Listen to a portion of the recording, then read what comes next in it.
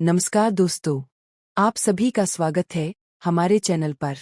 आज हम रामचरितमानस बालकांड के उन महत्वपूर्ण दोहों को समझेंगे जहां तुलसीदास जी ने मानस रूपी सरोवर तक पहुंचने की कठिनाइयों और भक्ति, श्रद्धा और सत्संग के महत्व को बहुत ही गहराई से समझाया है। इन दोहों में हमें यह भी सीख मिलती है कि हर व्यक्ति इस दिव्य ज्ञान को प्राप्त नहीं कर पाता। तो आइए इन दोहों को एक एक करके समझते हैं। दोहा 1। पुलक वाटिका बाग बन सुख सभी बिहर, माली सुमन स्नेह जल सिंचत लोचन चार। अर्थ: रामकथा एक सुंदर बगीचे की तरह है जहाँ सभी सुखपूर्वक विहार करते हैं। प्रेम रूपी जल से उसे सींचने वाला माली मनुष्य की आंखें है। व्याख्या: कथा बाग, प्रेम जल, आंखें माली। जब हम प्रेम से कथा देखते सुनते हैं तभी उसका आनंद मिलता है।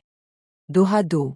जे गामहीन यह चरित संभारे, तेई यही ताल चतुर रखवारे, सदा सुनहि सादर नर नारी, तेई सुरबर मानस अधिकारी। अर्थ: जो लोग इस कथा को ध्यानपूर्वक गाते हैं वे इस सरोवर के रक्षक हैं। जो स्त्री पुरुष इसे श्रद्धा से सुनते हैं वही इसके अधिकारी है। व्याख्या: भक्ति में भाग लेना ही सबसे बड़ा सौभाग्य है। जो श्रद्धा से सुनता है वही सच्चा पात्र है। दोहा 3। अतिखल जे बिषयी बक्कागा, एही सर निकट न जाहिं अभागा, संभुक भेक सेवार समाना, इहान विषय कथा रस नाना। अर्थ: दुष्ट और विषयों में लिप्त लोग बगुले और कौओं के समान हैं। वे इस सरोवर के पास भी नहीं आते। व्याख्या: बुरे विचार वाले व्यक्ति भक्ति से दूर रहते हैं। जहाँ भक्ति होती है वहाँ विषयविकार नहीं टिकते। दोहा 4। तेही कारण आवत ही हारे, कामी काक बलाक बिचारे, आवत तेही सर अति कठिनाई, राम कृपा बिनु आई न जाई। अर्थ: इसी कारण विषयों में फंसे लोग यहाँ आने से डरते हैं। यहाँ आना बहुत कठिन है और बिना राम की कृपा के संभव नहीं। व्याख्या: केवल प्रयास से नहीं, कृपा से भी भक्ति मिलती है। ईश्वर की कृपा आवश्यक है। दोहा 5। कठिन कुचाल कुपंथ कराला, तिन्ह के बचन बाख हरि ब्याला, गृह कारज नाना जंजाला, ते अति दुर्गम सैल बिसाला। अर्थ: बुरे मार्ग भयानक है, उनके शब्द शेरसाप जैसे है। घर के कार्य और संसार के झंझट बड़े बड़े पहाड़ जैसे कठिन है। व्याख्या: जीवन की बाधाएं हमें भक्ति से दूर करती है। सावधानी और विवेक जरूरी है। दोहा 6। बन बहु विषम मोह मद माना, नदी कुतर्क भयंकर नाना। अर्थ: मोह, अहंकार और मद बड़े भयानक जंगल है और कुतर्क, गलत तर्क, भयानक नदियों के समान है। व्याख्या: सबसे बड़ी बाधा हमारे अंदर ही है। अहंकार और गलत सोच से बचना जरूरी है। दोहा 7। जे श्रद्धा संबल रहित नहीं संतन कर साथ, तिन्ह कहू मानस अगम अति जिन्हि न प्रिय रघुनाथ।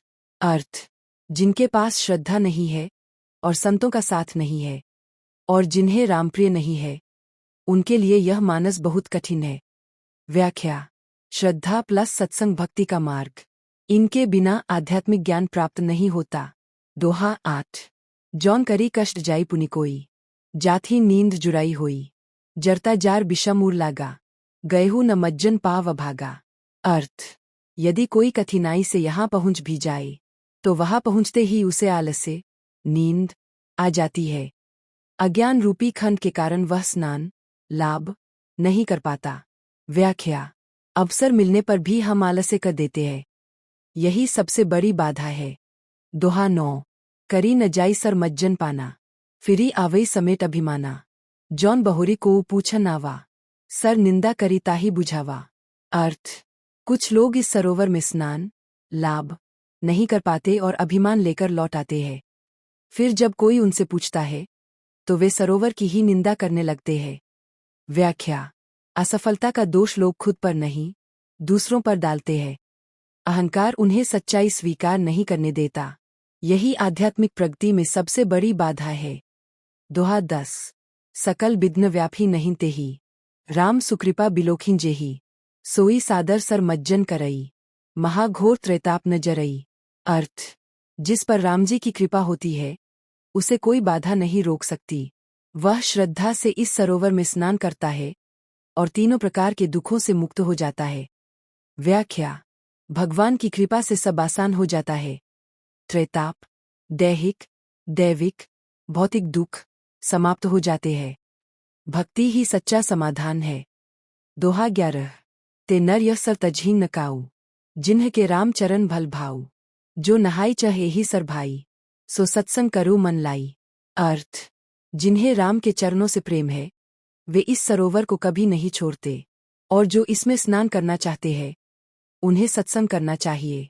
व्याख्या, प्रेम और सत्संग भक्ति का आधार है। बिना सत्संग के आध्यात्मिक उन्नति संभव नहीं। दोहा 12। अस मानस मानस चख चाही, भय कवि बुद्धि विमल अवगाही। भयो हृदयम आनंद उछाहू, उमग्यो प्रेम प्रमोद प्रवाहू।